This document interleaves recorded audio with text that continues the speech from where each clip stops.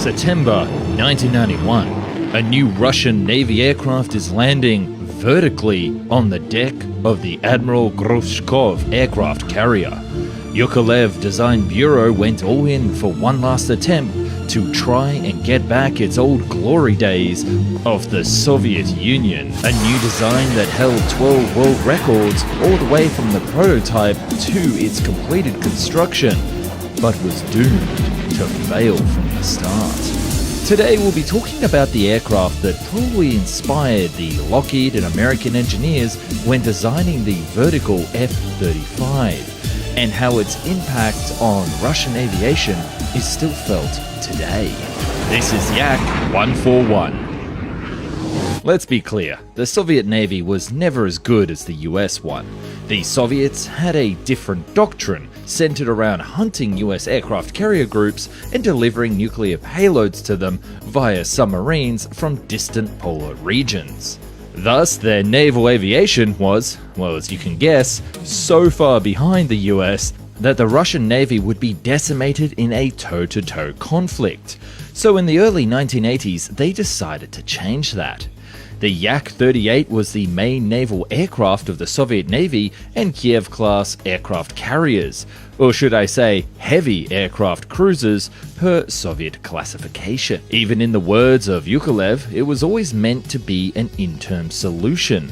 The construction and design of the Yak-38 was only meant to be a study to develop technologies and production for a more capable naval jet.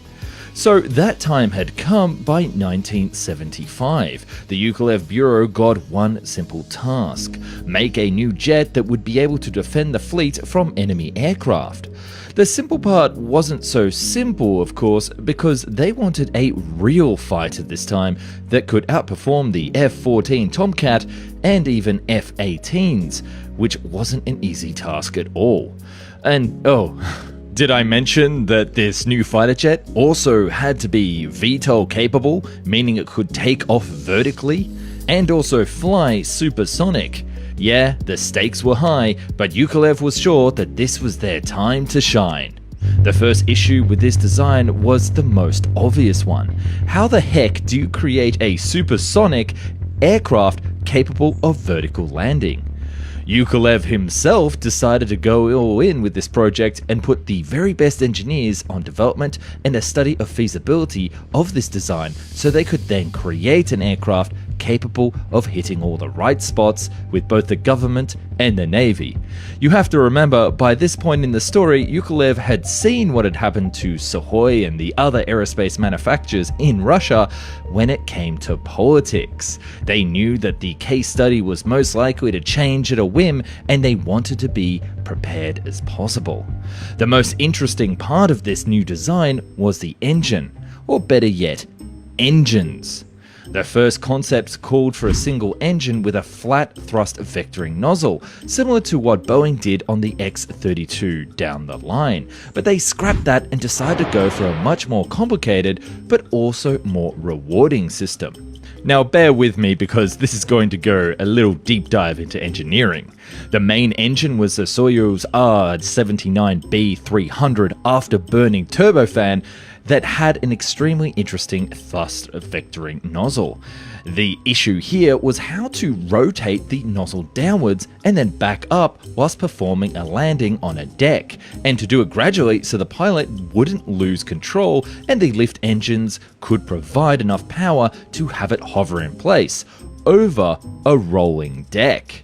You can see here that the engineers from the Soyuz Bureau solved this by creating a rotating nozzle segment, which by rotating in the opposite direction completely changed the flow, and this is exactly how the F-35's Pratt & Whitney F-135 engine works today. The other engineering problem that they had to solve was the lift engines. They wanted to use just one lift engine separately from the main one, but if that engine failed at any point during the landing, the plane would crash and cause chaos on deck. So instead, they opted for two RD-41 engines, which would provide enough power for hovering. This system was also very good because the lift engines would take cold air from the top of the aircraft and not the hot air, which would lead to overheating, which is another problem that the Boeing X-32 had a few decades later. With this design, although very complicated, proved to be very good and gave the Yak-141 great performance in flight. Unfortunately, it was downhill from here. In late 1991, test pilot Yakovlev made a hard landing on the deck of the aircraft carrier, and the prototype fighter jet caught on fire. Although he ejected in time and survived, this would actually prove to be the nail in the coffin for the project, at least on paper, because the reality was there was simply not enough funds for serial production. The entire team were all working on borrowed time, and they probably knew that by the end of the development cycle that they could only fulfill their dream of making this thing actually fly. Funding was cut and production plans abandoned, but Yakovlev Bureau found one unlikely and interesting partner to shift all its new technology. It was none other than Lockheed, who provided further funding, most likely in exchange for valuable R&D information and experiences with the platform, so the Yak-141 was presented to the public at the Farnborough Airshow in 1992. By 1993, it was shown one last time at the Moscow Airshow, and both prototypes were sent over to the museums where they stand to this day. Lockheed, with its X-35 and down the line the F-35, ended up using many of Yakovlev's solutions for their aircraft, although further developed and much superior technologically. It was probably one of the most interesting and frankly unexpected cooperations in aviation history.